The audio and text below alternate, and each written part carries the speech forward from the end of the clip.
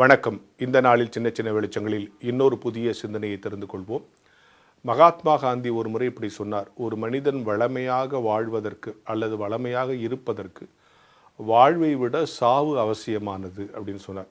அப்படின்னா என்ன பொருள்னா, சாவுக்கு பக்கத்தில் போய்விட்டு வந்தவர்களுக்கு தான் வாழ்வின் அருமை புரியும். ஒரு ஆக்சிடென்ட்லேருந்து திடீர்னு தப்பிச்சவங்க, ஒரு பெரிய நோய் வந்து அதுலேருந்து சுகமாய் வந்தவங்க, இவங்களுக்கு தான் வாழ்வின் அருமை புரியும் அப்படின்னு அந்த அர்த்தத்தில் காந்தி சொல்லுவார். அதாவது சாவினுடைய தன்மையை புரிந்து கொள்கிறவர்கள் தான் வாழ்வினுடைய உண்மையை புரிந்து கொள்வார்கள் அப்படின்னும் சொல்லுவாங்க. ஒரு 2 பேர் செஸ் விளையாடிட்டு இருக்காங்க.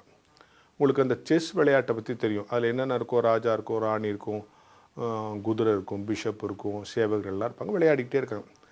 இவர் இந்த சைடு இவர் இதாக வெட்டுறாரு, இவர் ராணியை வெட்டுறாரு, ராஜா வெட்டுறாரு, சோல்ஜர், என்னமோ 2 பேரும் விளையாடி முடித்த உடனே என்ன பண்ணுறாங்க, அது எல்லாத்தையும் அந்த காயின்லாம் டப்பாவில் போட்டுட்டு போகிறாங்க. இப்போ அதை பார்த்துக்கிட்டு இருந்த ஒருத்தர் சிரிச்சாராம். ஏன் சிரித்தார் தெரியுமா?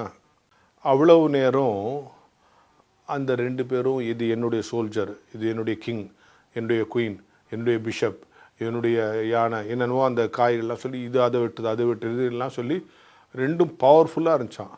விளையாட்டு முடிஞ்ச உடனே எல்லாத்தையும் தூக்கி ஒரே டப்பாவில் போட்டு மூடி எடுத்துகிட்டு போயிட்டாங்க. ராஜா சோல்ஜர் எல்லாம் ஒரே டப்பாவில் போகுது. உலகமும் அப்படி தான். இங்கே இருக்கிற வரைக்கும் நான் மேனேஜரு, நான் ஓனரு, நான் பெரிய ஆள் அப்படின்னு 1000 சொல்லி நிற்போம். இந்த விளையாட்டு முடிஞ்சோன்னா மொத்தமாக போட்டு எடுத்துன்னு போயிடுவோம் அப்படின்னு நினச்சேன். அதனால சிரிச்சேன்னு அவர் சொன்னாராம்.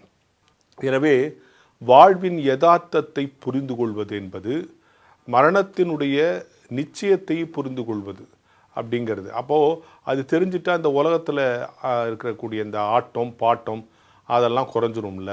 நம்ம இஷ்டத்துக்கு பெரிய அதிகாரம் பண்ணுறதெல்லாம் கொஞ்சம் எல்லா வாழ்க்கையும் நிரந்தரமற்றதுங்கிற மிகப்பெரிய உண்மையை இந்த செஸ் விளையாட்டு முடிஞ்ச உடனே எப்படி எல்லா காயும் ஒரே டப்பாவில் போதும், அது மாதிரி இங்கே இருக்கிற வரைக்கும் தான் நம்முடைய பணம், பதவி, புகழ், ஜாதி, பெருமை இவைகளெல்லாம் வைத்துக்கொண்டு நான் அப்படி, என் பவர் இப்படி, நான் இவ்வளோ இப்படி பண்ணுவேன் அப்படி பண்ணுவேன்னு சொல்லுவோம்.